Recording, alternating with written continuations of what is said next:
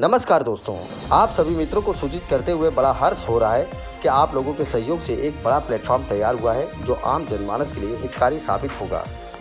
चर्चा स्कूल पर, इस विषय पर सबसे पहले स्थानीय समाचार पत्र चौपेर संघर्ष के संपादक कैलाश रांगड़ेकर ने पहल की। उन्होंने हमारे साथ चर्चा करते हुए यह बात कही कि सबसे पहले वसई विरार के अलग अलग रूपों में स्कूलों पर विशेष चर्चा शुरू की जाए। चर्चा का फायदा यह होगा कि संबंधित विषयों पर जो पत्रकारगण समाज सेवी कार्य करना चाहते हैं उन सबको एक प्लेटफॉर्म पर लाया जाए। फिर पेपर वर्क के माध्यम से, राजनीतिक पार्टियों के सहयोग से एवं सामाजिक और पत्रकारगणों के सहयोग के माध्यम से सबसे पहले वसई विरार के स्कूलों की प्राथमिकता पर बात की जाए। बेहतर व्यवस्था, निःशुल्क शिक्षा से जुड़े अन्य कई मामलों पर विचार विमर्श किया जाएगा। संपादक कैलाश रांगड़ेकर ने इस पर विचार जब हमसे शुरू किया तो अलग अलग रूपों में इस पर चर्चा शुरू गई थी, तो बेहतर परिणाम देखने को मिला। इस विषय पर सबसे पहले पीस फेडरेशन ऑफ एनजीओ के समर्थन प्राप्त हुआ। आपको बता दूं कि peace federation of NGO Vasai Virar में लगभग 40 एनजीओ का एक संग्रह है और इन 40 संस्थाओं के संचालकों ने स्कूल के मुद्दे को वरीयता दी। हिंदू मुस्लिम एकता सामाजिक संस्था के अध्यक्ष अहमद मेमन ने चर्चा में कहा कि अगर इस अभियान के तहत कैंपेन करने के लिए लोगों की जरूरत पड़ेगी और जागरूकता फैलाने के लिए अगर लोग लगते हैं तो हमारे संस्था के लगभग 200 लोग एग्री हैं जो जमीनी सतह पर आम जनमानस में और स्कूलों में जाकर विषय संबंधित जागरूकता फैलाएंगे।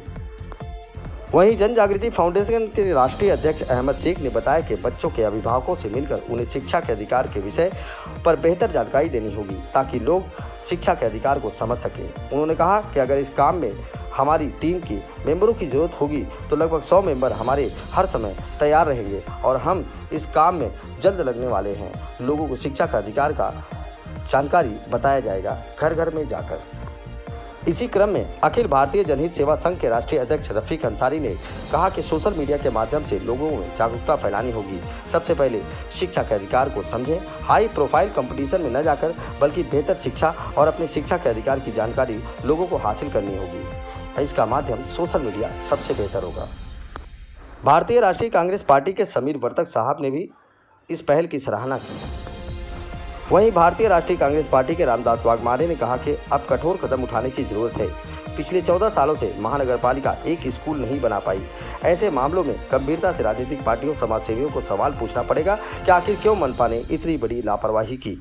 स्कूल के विषय से संबंधित हमने पहले भी अधिकारियों को चेताया है, उन्हें लेटर भी भेजा है और अब हमारी पार्टी के माध्यम से इस पर कठोर कदम उठाए जाएंगे। इसी क्रम में समाज सेविका एवं एडवोकेट नेहा दुबे ने भी इस मामले से जुड़कर सहयोग देने की बात कही। वहीं उन्होंने मनपा पर सवाल उठाया, जो टैक्स के पैसे आम जनमानस से लिए हैं उन पैसों को आखिर महानगर पालिका ने कहां खर्च किए हैं। एक विशेष चर्चा इस पर भी होनी चाहिए। पत्रकार संतोष शर्मा जो इस वक्त पदयात्रा पर दिल्ली के लिए निकले हुए हैं, उन्होंने अपने पदयात्रा के दौरान इस मामले को संज्ञान में लेते ही अपने शब्दों और विचारों में सर्वप्रथम फ्री शिक्षा की बात को प्राथमिकता दी। उन्होंने कहा कि फ्री शिक्षा की मुहिम को तेज किया जाए और उनकी मांग की जाए।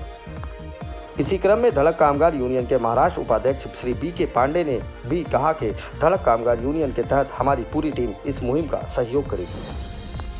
दक्ष फाउंडेशन के राष्ट्रीय अध्यक्ष सुरेश प्रजापति ने बताया कि हम ऐसे कार्यों की प्रशंसा करते हैं जो समाज हितकारी होता है और हम सदैव जरूरत पड़ने पे पूरी टीम के साथ खड़े रहेंगे। लोकतांत्रिक राज्य पार्टी के अध्यक्ष श्री संस्थापक अमित कुमार चौधरी ने भी स्कूलों से जुड़े मुद्दे में सहयोग प्रदान करने से पीछे नहीं रहे और उन्होंने कहा कि इसमें जो भी भरसक प्रयास होगा हम आपके साथ खड़े रहेंगे। नव भारत समाचार पत्र की तरफ से भी समर्थन प्राप्त हुआ। Reporter R K. सिंह ने कहा कि यह एक विशेष विषय है, इस विषय पर सबको एकजुट होकर इस विषय की प्राथमिकता को समझनी चाहिए।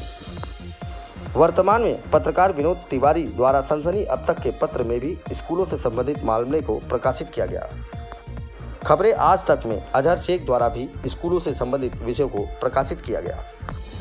स्थानीय समाज सेवक एवं शिवसेना अल्पसंख्यक विभाग के पालघर जिला प्रमुख सलीम आर खान ने उर्फ शाहरुख भाई ने भी शिक्षा से जुड़े मामलों पर हर संभव कदम उठाने का फैसला लिया।